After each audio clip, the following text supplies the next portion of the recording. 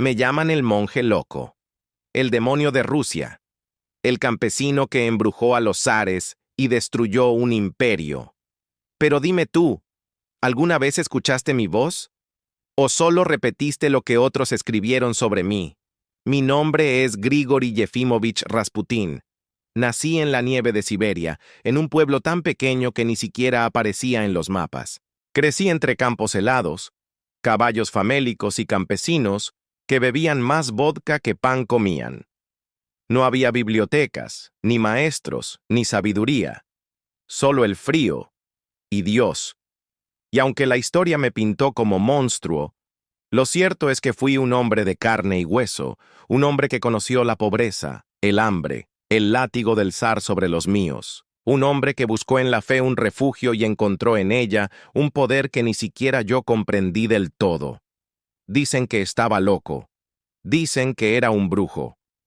Pero la locura es solo otra forma de mirar el mundo. Y si tenía magia, era la de hablar a los que nadie escuchaba, de tocar a los que todos habían desahuciado. La primera vez que puse las manos sobre un enfermo y vi cómo su dolor se calmaba, comprendí que ya no había vuelta atrás. En Siberia me miraban con miedo. En los monasterios me miraban con desconfianza. En San Petersburgo me miraban con odio. Porque un campesino no debía codearse con obispos. Un hombre sin educación no debía dar consejos a ministros. Un vagabundo vestido con túnica raída no debía poner un pie en el palacio de invierno. Y sin embargo, yo lo hice. No porque lo buscara, sino porque alguien me llamó. Ese alguien era la zarina Alejandra, una mujer quebrada por el dolor de ver a su hijo, el pequeño Alexis, desangrarse poco a poco por la maldición de la hemofilia. Los médicos no podían hacer nada. Las oraciones de la corte parecían rebotar contra el techo dorado de la capilla. Y entonces llegué yo. Nadie esperaba nada de mí. Era un campesino sucio, de barba desordenada y mirada extraña. Pero cuando puse mis manos sobre el niño, cuando recé con palabras simples que aprendí en los campos, el milagro ocurrió. La fiebre bajó, el dolor se calmó, y la esperanza volvió a respirar en el corazón de la familia imperial. Ese fue el comienzo de mi maldición. A partir de ese momento, la zarina me vio como un santo, el zar como un aliado incómodo, y los nobles como un enemigo. Los rumores crecieron como fuego en un campo seco, que me acostaba con Alejandra, que manipulaba al zar, que dominaba a Rusia con hechizos. Yo no necesitaba nada de eso. Bastaba con que la gente creyera que podía hacerlo. Ese fue mi verdadero poder, la fe de otros en mí. ¿Sabes qué se siente vivir sabiendo que todos te desean muerto? No los pobres, no el pueblo. Ellos me buscaban, me pedían bendiciones, me ofrecían vodka y pan. Quienes querían mi muerte eran los que se creían dueños de Rusia. Los príncipes, los generales, los ministros. Ellos no podían tolerar que un campesino tuviera más influencia que ellos. Y tenían razón. Yo, Grigori Rasputín, tenía acceso a los zares. Yo susurraba en sus oídos cuando el imperio tambaleaba. Yo aconsejaba en las noches más oscuras de la guerra. Y eso no se perdona. Por eso planearon mi muerte. La escribieron con veneno, con balas, con cadenas de hielo. La convirtieron en una leyenda que hoy repites sin pensar. Pero déjame confesarte algo. No morí tan fácil como te contaron. El veneno no me mató. Las balas no me detuvieron. Ni siquiera el río helado pudo arrancarme el alma de inmediato. Yo me aferré a la vida como un lobo herido que muerde hasta su último aliento. Y en esa lucha, lo único que descubrí fue que el verdadero veneno nunca estuvo en el vino, ni en la pólvora, ni en el agua, sino en el miedo que yo despertaba. Ahora, mientras me escuchas, no pienses en el monstruo de los cuentos. Piensa en el hombre que sobrevivió a su propia muerte. Piensa en el campesino que desafió a un imperio entero y pagó el precio. Yo soy Rasputín, y esta es mi verdad. ¿Quieres saber quién era yo antes de que mi nombre fuera temido en las cortes de Europa? Antes de que los periódicos ingleses me llamaran el monje loco. antes de que me culparan por la caída de los zares y el fin de la dinastía Romanov. Yo era solo un niño, uno más entre la nieve interminable de Pokrovskoye, un pueblo miserable perdido en el corazón congelado de Siberia. Allí nací. Y allí, por poco, también morí sin que nadie supiera jamás mi nombre. Mis primeros recuerdos no son de caricias, ni canciones, ni libros. Son de frío. Un frío que dolía en los huesos, que se metía bajo la ropa, bajo la piel y hasta en el alma. Nacimos para sobrevivir, no para soñar. Mi padre, Yefim, era cochero, hombre duro, callado. Pasaba semanas fuera, llevando mercancías, luchando contra los lobos en la carretera helada. Mi madre, Ana, murió cuando yo aún no había cumplido 10 inviernos. Después de eso, el calor en casa desapareció para siempre. Y sin embargo, fui un niño extraño. Callado pero siempre observando. Había algo en mí que ni los otros niños entendían. Decían que hablaba solo, que a veces miraba al cielo y reía, o que me quedaba horas mirando las sombras como si alguien me hablara desde dentro de ellas. No sabían que lo que veía no era de este mundo. La primera vez que tuve una visión fue a los 12 años. Una fiebre terrible me mantuvo al borde de la muerte. En medio de aquella fiebre, vi a una mujer vestida de blanco, rodeada de luz. Me tomó de la mano, me habló sin palabras, y cuando desperté, ya no era el mismo. Lo juro. Algo dentro de mí había cambiado. Después de eso, mis manos comenzaron a hacer cosas. Gente del pueblo venía a buscarme. Rasputín, mi hija tiene fiebre. Rasputín, mi hijo está herido. Yo solo los tocaba, y a veces, solo a veces, el dolor desaparecía. No sabía por qué, no sabía cómo, pero empecé a creer que Dios me había dado un regalo, o una carga. La Iglesia Ortodoxa no me creyó, ni me aceptó. Los monjes decían que era arrogante, que fingía milagros. Un sacerdote llegó a decir que estaba poseído por demonios. Pero yo no buscaba fama, solo respuestas. A los 18 años me alejé de Pokrovskoye. Recorrí aldeas, bosques, monasterios olvidados. Dormí bajo la lluvia, ayuné durante días, vi cosas, sentí cosas, y conocí gente que, como yo, vivía al margen de la fe oficial. Una de ellas fue una mujer ciega que recitaba los salmos de memoria. Otra, un niño que lloraba sangre cada luna llena. Pero el más extraño fue un ermitaño que vivía en una cueva, rodeado de lobos domesticados. «Tú no eres un hombre», me dijo una vez. «Eres un espejo». ¿Un espejo? Sí, no tienes poder propio. Solo reflejas lo que otros creen en ti. No entendí esas palabras hasta muchos años después. El hambre se convirtió en compañera habitual. El barro en mis pies, la soledad, las miradas extrañadas. Pero yo seguía caminando. Porque mientras caminaba, sentía a Dios más cerca. Cuando volví a mi pueblo años más tarde, ya no era el mismo. Los que me habían visto de niño me evitaban. Mi padre ni siquiera me reconoció al principio. Pero hubo algo distinto. Una noche, la esposa del alcalde cayó enferma. Fiebre, convulsiones. Habían enviado a buscar un médico, pero no llegaría a tiempo. Yo pedí estar solo con ella. Recé. Lloré. Puse mis manos sobre su cabeza y al amanecer abrió los ojos y dijo, «He visto a un ángel con barba». Ese día comenzó la leyenda. La gente comenzó a llamarme el hombre de Dios. Otros, el endemoniado de ojos de fuego. Había quienes me traían niños enfermos. Otros me traían animales moribundos. Yo no curaba a todos, pero algunos sí.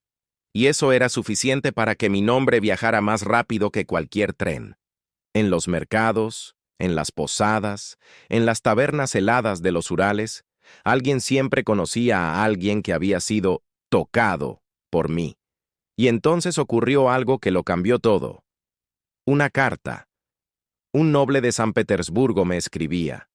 Decía que había oído hablar de mí, que su esposa estaba enferma, que necesitaban un milagro. No tenía dinero para el viaje, pero fui caminando. Durante 3 meses crucé ríos helados, bosques interminables y ciudades hostiles. Dormía bajo puentes, comía raíces. Me robaban en las estaciones. Me golpearon una vez por dormir en una capilla. Pero cuando llegué a San Petersburgo, ya no era solo un campesino. Era Rasputín. Ese fue el fin de mi anonimato y el inicio de mi caída, porque cada paso que daba hacia el lujo era un paso que me alejaba de Dios. Pero en ese momento, aún no lo sabía. Solo sentía que mi vida, mi verdadera vida, estaba a punto de comenzar. Llegar a San Petersburgo fue como entrar a otro mundo, un mundo que no pedía permiso para deslumbrarte ni para destruirte. Yo, un campesino de pies descalzos y barba enmarañada, entré por las puertas de la capital imperial como un forastero sucio que no encajaba, y sin embargo, ese lugar olía a destino.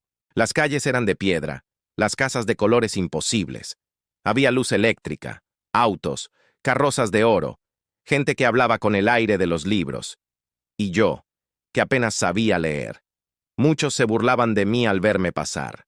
Mi túnica raída, mis botas rotas, mi acento del campo, mis ojos salvajes. Pero algunos no rieron. Algunos sintieron algo. Una presencia, un fuego, un poder que no podían nombrar. Me hospedé en casa de una viuda noble, la condesa Anna Virubova. Era una mujer culta, pero desesperada. Su hermana sufría ataques que ningún médico podía explicar. Y yo solo puse mis manos sobre su frente. Recé. Lentamente, con voz baja, y cuando abrí los ojos, ella dormía en paz. Primera vez en semanas. La condesa cayó de rodillas. Me llamó ángel de Dios. Quiso besarme las manos. Yo no entendía. No lo hice por ella. Lo hice por la voz que me hablaba dentro desde niño. Pero desde esa noche, mi nombre empezó a sonar en salones de mármol. ¿Has oído de Rasputín? Dicen que cura. Dicen que ve el alma. Y entonces llegó ella. La emperatriz me recibió de noche. Vestía de negro. Los ojos hundidos, las manos temblorosas. Mi hijo está muriendo. Los médicos no pueden hacer nada. ¿Tú puedes salvarlo? El pequeño Alexei, el heredero al trono, sufría de hemofilia. Un corte podía matarlo. Una caída era una sentencia. Y esa noche tenía fiebre. Un hematoma interno. Deliraba, gritaba. Me dejaron a solas con él. Yo no era médico. No sabía qué hacer. Pero me arrodillé. Toqué su pecho y hablé. No a él, sino a Dios. Si me has dado este peso, ayúdame ahora. Y entonces lo vi calmarse, respirar, dormir. Sus latidos eran lentos, firmes. Cuando salí del cuarto, la zarina lloraba. ¿Cómo lo hiciste? Yo solo respondí, no fui yo. Y a partir de esa noche ya no fui Rasputín. Fui el Santo Padre. Me ofrecieron riquezas. Rechacé. Me ofrecieron poder. Rechacé. Pero acepté algo peor. Acepté su confianza. Acepté su fe ciega. Los zares creían que sin mí, el niño moriría. Y tal vez tenían razón. Me convertí en su sombra. Entraba en palacio cuando quería. Cenaba con la familia imperial. La zarina me escribía cartas que ardían entre mis manos. Grigori, eres el único que entiende a Dios. Grigori, te necesito. Pero la corte me odiaba. Los nobles me llamaban campesino sucio. Los obispos, hereje. Los ministros, charlatán. Y cada milagro, cada favor que hacía, era un clavo más en mi ataúd. Circulaban rumores. Que dormía con la zarina. Que usaba magia negra. Que bebía sangre. Todo mentira. Pero en un imperio al borde del colapso, el rumor es más fuerte que la verdad. Mis enemigos comenzaron a multiplicarse. Conspiraciones, espionaje, cartas interceptadas, amenazas de muerte. Yo intentaba mantenerme al margen, pero el poder te ensucia aunque no lo quieras. Una noche, un general me escupió en la cara. Por tu culpa el pueblo nos odia. Tú eres la decadencia. No respondí, solo lo miré, Y le dije, no soy su caída, soy su reflejo. Vivía entre el barro y el oro, entre el amor ciego de una mujer desesperada y el odio creciente de un imperio moribundo. Yo no pedí ese lugar, pero estaba allí. Y cuando dormía soñaba con fuego, con sangre, con el fin del mundo. A veces me despertaba empapado en sudor, y sabía que la muerte venía por mí, pero no como castigo, como destino, porque el hombre que cree tocar a Dios debe pagar ese atrevimiento. Y aún así, no me fui, porque el niño seguía vivo. Y mientras Alexei respirara, yo sabía que debía quedarme, no por ambición, sino porque creía de verdad que Dios me había puesto allí. Pero los hombres no perdonan los milagros, y mucho menos los que ocurren en los rincones del poder. ¿Quieres saber la verdad? Entonces escúchame a mí, a Rasputín, al pecador, porque solo el pecador conoce el alma. Desde el principio me llamaron muchas cosas: hereje, santo, monstruo, enviado de Dios, y también esclavo del pecado. No me molesta. No intento limpiarme ante la historia. Solo quiero que me mires a los ojos, a través del tiempo, y escuches lo que hay detrás de los rumores, porque todos creen conocerme por los escándalos. Pero nadie se atrevió a preguntarse por qué un campesino como yo, sucio, místico, salvaje, se convirtió en el alma negra de San Petersburgo. ¿Fui un profeta o un depravado? ¿Un redentor o un farsante? Tal vez fui ambas cosas. Recuerdo los primeros susurros cuando llegué a la corte. Las mujeres me miraban con asco y con deseo. ¿Cómo podía un tipo como yo caminar con los zapatos llenos de barro por los pasillos del palacio? ¿Cómo podía tocar a una condesa en la frente y hacerla llorar o gemir? Yo no me escondía. Caminaba como era, con túnica negra, barba espesa, los ojos sucios de mundo y cielo. Nunca aprendí a simular, no quise, y eso los aterraba. En las iglesias me acusaban de blasfemo por predicar que el pecado era necesario. Yo les decía que quien no cae, no aprende, que quien no sangra, no se redime, que el alma necesita arrastrarse para levantarse. Era la única forma de tocar a Dios. ¿Tú nunca has pecado con ganas de salvarte? Yo sí, y muchas veces. Las orgías, dicen, las prostitutas, las mujeres nobles que se desnudaban ante mí. Te diré algo. Sí, hubo muchas noches con cuerpos, con vino, con piel y con gritos, pero no eran solo lujuria. Había algo más profundo, un desgarro del alma, un desprendimiento. Yo no seducía, liberaba. Condesa Virúbova, princesa Irina, la esposa del general X, la duquesa de no sé dónde. Eran máscaras. Detrás de cada título había una mujer atrapada, pudriéndose en corsés de oro y reglas de etiqueta. Cuando caían en mis brazos, lloraban más que gemían. No buscaban un amante, buscaban a alguien que no fingiera, alguien que las viera, y yo las veía. Pero no solo eran ellas. El pueblo me odiaba porque sus esposas también venían a verme, a rezar, a confesarse y a entregarse, no siempre con el cuerpo, a veces con el alma. Yo tenía un don, lo sé. Lo vi desde niño. Soñaba cosas que luego ocurrían. Curaba con la mirada. Una vez, en Pokrovskoye, una mujer tocó mi brazo y gritó como si hubiera visto un ángel. Me miró y me dijo, «Tú no eres de aquí». Y tal vez tenía razón, porque siempre estuve entre mundos, el barro y el cielo, la carne y el espíritu, lo divino y lo profano. ¿Y la zarina? ¿Fui su amante? No, no de la forma que piensan. Alexandra me amó con el alma. Me necesitó con una desesperación que asusta, porque yo era la única respuesta a su dolor. Un hijo enfermo, un imperio tambaleante, una vida encerrada en mármol y soledad. Con el zarevich Alexei, entre la vida y la muerte, mis oraciones lo salvaban cuando la medicina fracasaba. Y eso es algo que ni el escándalo, ni los periódicos, ni los enemigos pudieron borrar. Yo le hablaba a su alma. Ella me escuchaba con el corazón roto. Me veía como un faro en una noche interminable. Y sí, Pasábamos horas solos, rezando, tocándonos las manos, compartiendo silencios más íntimos que cualquier cama. Eso asustaba más que el sexo, porque un cuerpo se olvida, pero un alma conectada se convierte en amenaza.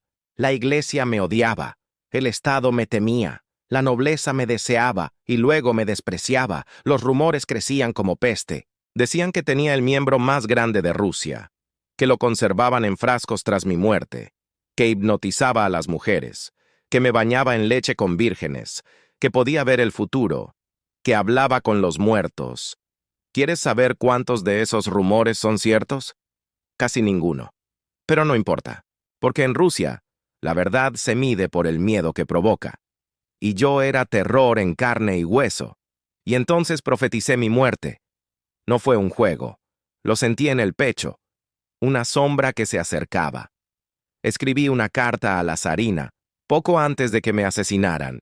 Si soy asesinado por los campesinos, tú reinarás tranquila, pero si caigo por manos de nobles, Rusia arderá, y toda tu familia morirá. Mis palabras fueron una sentencia. Ellos lo sabían, y por eso se apuraron a matarme. Yo, Rasputín, era un problema. No porque yo hiciera algo nuevo, sino porque no podían entender cómo uno como yo había llegado tan alto. No tenía apellido de nobleza. No hablaba con refinamiento. Me burlaba de los banquetes donde los hombres se mataban con sonrisas. Me reía de sus ropas, de sus vinos, de sus mentiras. Y aún así, la zarina me amaba. El zarevich me necesitaba. El pueblo me temía. La iglesia me maldecía. Y la nobleza me quería muerto. Todo comenzó con un cambio sutil. Me alejaban de las recepciones, me empujaban a rezar solo. Los ministros empezaron a hablar a mis espaldas. Algunos intentaron sobornarme, otros me ofrecían retiros para que desapareciera un tiempo. Lo más peligroso no era el veneno en sus copas, era el veneno en sus palabras. Los periódicos se llenaron de caricaturas mías. Yo, borracho, rodeado de mujeres. Yo, manipulando a la zarina como un titiritero.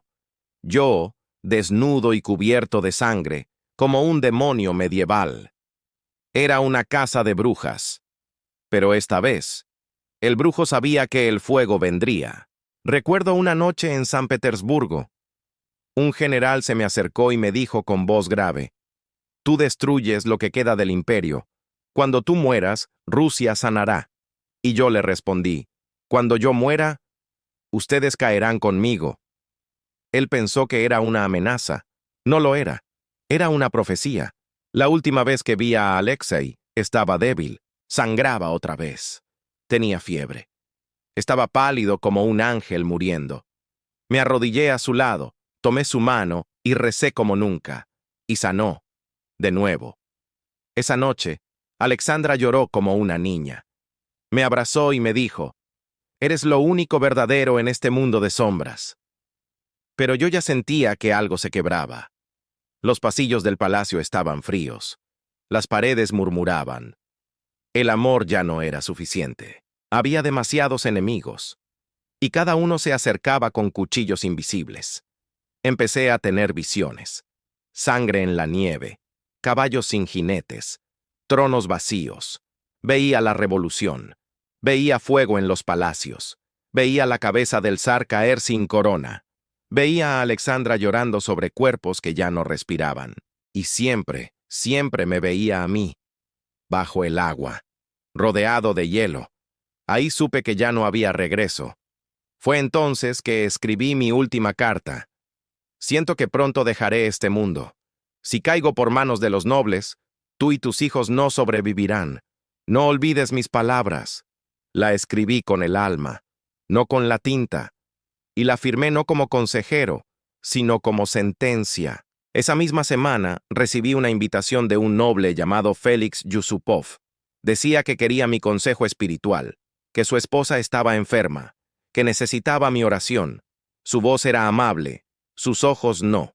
Pero fui igual, porque sabía que el momento había llegado, y no tenía miedo. Fui al Palacio Yusupov un 16 de diciembre. Nevaba. Todo estaba silencioso. Demasiado silencioso. Me recibió Félix con sonrisa de hielo. Me ofreció vino, pastelitos. La música sonaba desde el piso superior. Me dijo que esperáramos a su esposa. Yo asentí. Oré en silencio. Sentía la traición colgando del techo como telarañas invisibles. Entonces, sin avisar, me sirvió un pastel. Lo comí, dulce y metálico. Después vino. 2 copas, luego 3, todo envenenado. Pero no morí. Félix empezó a ponerse nervioso. Yo reía. Él temblaba. En su desesperación bajó con otro hombre. Volvió con un revólver en la mano. Me miró y me disparó en el pecho. Sentí el impacto. Caí. Y... sí, creyeron que había terminado. Pero no. Minutos después me levanté. Sangraba, pero estaba de pie. Caminé. Corrí por el patio. No por miedo, sino por rabia. Quería mirar sus ojos antes de morir. Gritaron. Félix volvió a disparar. Me dio en la espalda. Caí otra vez. Esta vez sí. No me levanté, pero aún no estaba muerto. Me amarraron, me golpearon, me tiraron a un río congelado. Querían asegurarse. El agua helada me envolvió. Las cadenas apretaban mi pecho. Las manos moradas ya no se movían. Y ahí, mientras me hundía, lo entendí. No era solo un crimen. Era un símbolo. Querían borrar todo lo que yo representaba. La idea de que un campesino podía hablarle a los zares. La posibilidad de una fe sin templos. La verdad de que Rusia estaba a punto de caer, y yo solo lo decía en voz alta. Morí. Pero no fácil. Dicen que encontraron agua en mis pulmones. Eso significa que estaba vivo al caer. Significa que me ahogué, no que me mataron.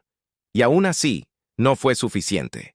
Mi nombre siguió en la boca del pueblo. Mi carta fue leída por la zarina. Mis profecías se cumplieron. Los nobles que me asesinaron huyeron, se exiliaron o murieron. El zar perdió el trono. La familia imperial fue ejecutada en una habitación sin ventanas. Y Rusia ardió en revolución.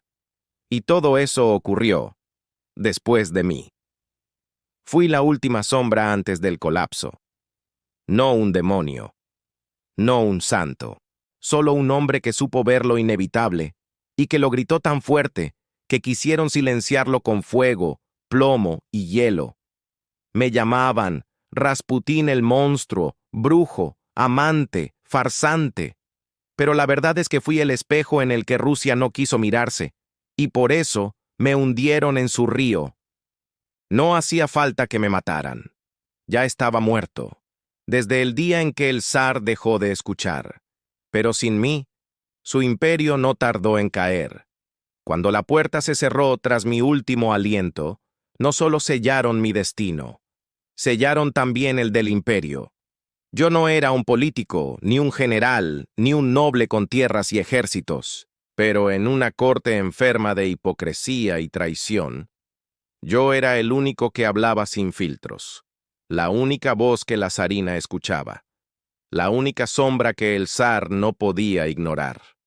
Cuando desaparecí, creyeron que todo volvería a la calma, pero solo lograron quitarle el bastón al ciego. Visual, planos lentos del palacio de invierno vacío, niebla en los pasillos, retratos de los zares mirando hacia el vacío. Se oye un reloj marcando el tiempo. El zar Nicolás II. Ah, mi pobre Niki. Tan débil como su padre temía, tan orgulloso como para no admitirlo jamás. Cuando yo vivía me usaban como escudo. Cuando morí, me culparon de todo. Pero no fui yo quien mandó a los campesinos al frente sin botas. No fui yo quien ignoró las protestas del pueblo, ni quien se aferró al trono como un niño a su juguete roto. Eso fue él, el zar. El último zar. Yo lo vi venir. La guerra contra los alemanes era una herida abierta. El hambre, un rugido creciente. Los soldados, fantasmas con fusiles rotos. Y aún así, Nicolás se fue al frente. Dejó el gobierno en manos de Alejandra. Y Alejandra confiaba solo en mí. Me llamaban demonio, hereje, titiritero. Pero ¿quién sostenía el alma de esa mujer cuando su hijo sangraba sin parar? ¿Quién calmaba sus ataques de ansiedad cuando todo su mundo se desmoronaba? Yo, Rasputín. No los ministros, no los generales, yo. Y eso me hizo poderoso. Pero también insoportable para quienes se creían los dueños del destino de Rusia. Después de mi muerte, no hubo alivio, solo silencio, un silencio espeso, un silencio lleno de miedo. El pueblo no lo sabía todo, pero algo olían, que algo grande estaba por romperse.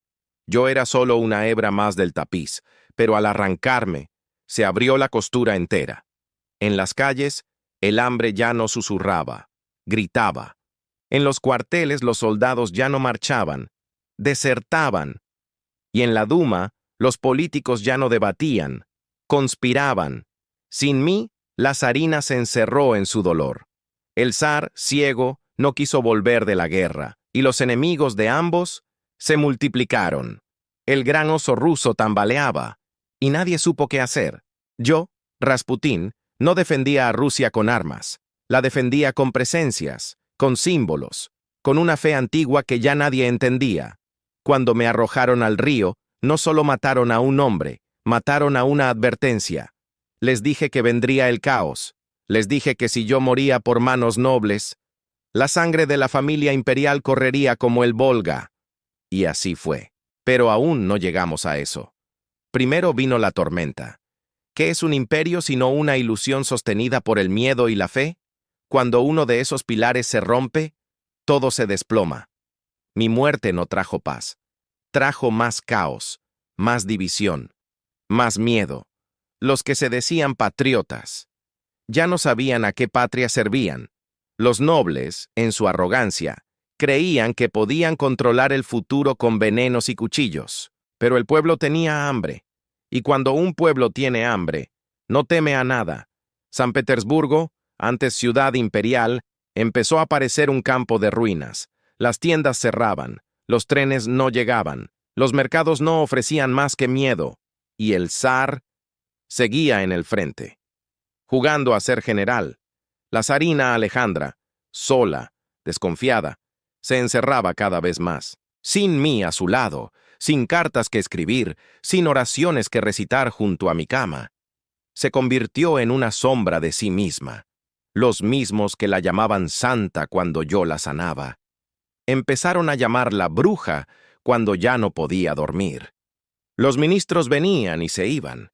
Ella no confiaba en ninguno, y ellos tampoco confiaban en ella. Algunos intentaron seguir mi ejemplo, fingiendo ser profetas o sanadores, pero no era lo mismo, porque no era el don lo que importaba, era la fe.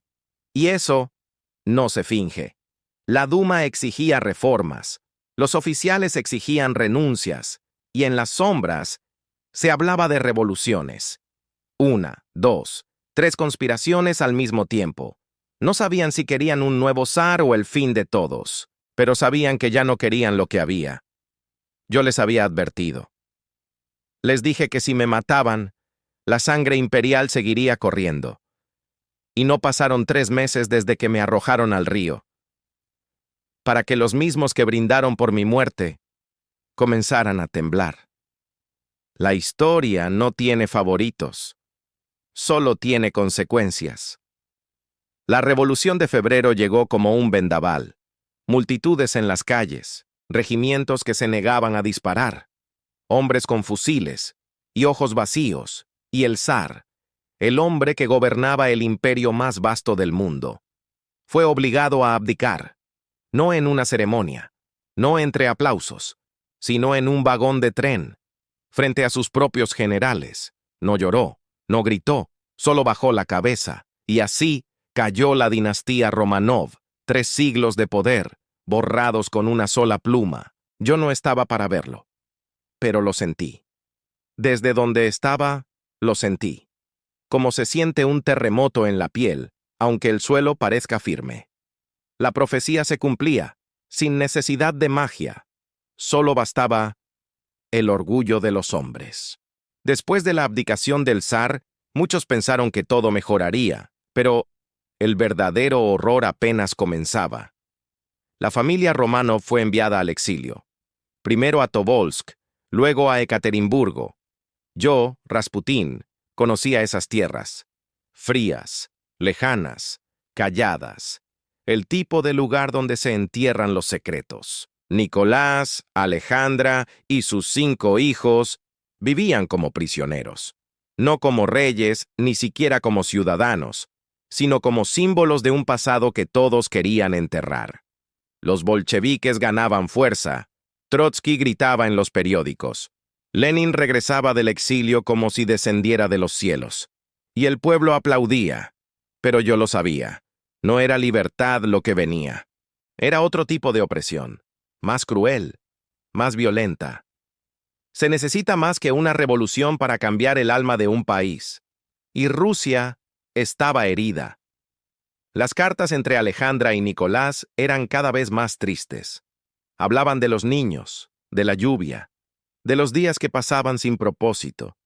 Y aún así, en esas letras, yo sentía que me nombraban, aunque no lo dijeran, aunque no lo escribieran.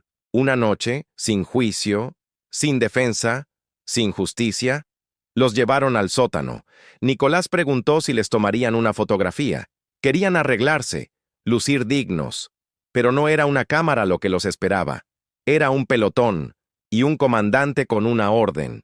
Dispararon, primero al zar, luego a Alejandra. Los niños tardaron más. Hubo gritos, hubo sangre, hubo silencio. Así murió la dinastía. No entre tapices dorados, sino entre balas y escombros. Yo no estaba allí, pero lo sentí. Sentí cada grito como una cuchilla recorriéndome, porque aunque yo ya estaba muerto, aún era su sombra.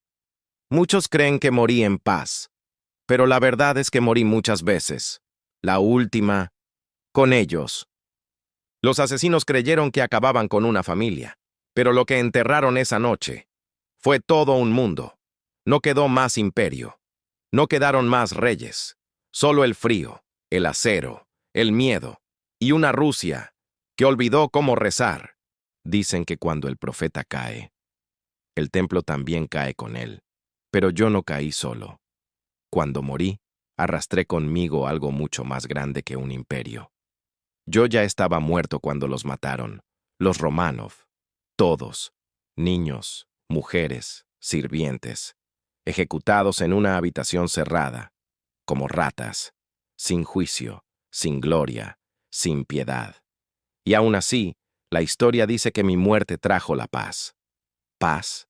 No, mi muerte fue la señal, el principio del final. El trono ya era cenizas, el palacio, un cascarón vacío. Las iglesias se convirtieron en almacenes, las cruces, en leña, y las oraciones, en susurros que nadie se atrevía a pronunciar. Yo era un monstruo, decían, pero al menos era un monstruo con rostro. Ahora el verdadero monstruo ya no tiene nombre, solo hambre. La revolución prometía justicia, y entregó ruinas, prometía pan, y trajo ceniza. Los mismos que me llamaban demonio eran ahora los verdugos de sus vecinos. Nadie estaba a salvo, no los nobles, no los obreros, no los soldados, nadie. Un imperio no muere de un solo golpe, muere de vacío, de ausencia, de olvido. Y allí, entre ese olvido, mi nombre seguía vivo, convertido en leyenda, en fábula, en excusa para explicar lo inexplicable. El loco de los ojos hipnóticos, el hechicero de la corte, el anticristo ruso. Cada generación me reescribió. Unos me vieron como mártir, otros como castigo de Dios, pero nadie quiso ver al hombre, al campesino, al hijo del barro, al profeta caído que solo quería una cosa, salvar un alma, aunque fuera con las manos sucias. La historia necesita culpables, y cuando no los encuentra, los inventa. Me culparon del hambre, a mí, Rasputín, de la guerra, de la caída del zar, de la muerte de los niños Romanov, de la furia de Lenin, de Stalin, de todo, y quizás eso también sea parte del castigo. Pero escucha bien, yo no encendí la llama, solo fui el espejo donde el fuego se reflejó. Mi existencia fue un síntoma, no la enfermedad, porque cuando los reyes escuchan más a los profetas que a su pueblo, cuando la fe se confunde con poder, y cuando el amor se convierte en obsesión, entonces el final es inevitable. No fui Rasputín el inmortal, ni el santo, ni el demonio. Solo fui el hombre que advirtió lo que venía y que pagó con la muerte por haber tenido razón. Ahora, desde esta oscuridad eterna, veo a Rusia con otros ojos.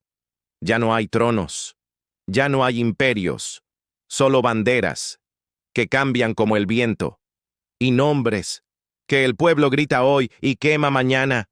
Pero mi nombre, ese no se olvida, ese sigue brillando en el lodo, porque fui el último rostro de una era que no volverá, y porque, tal vez, yo no morí tan fácil como te contaron.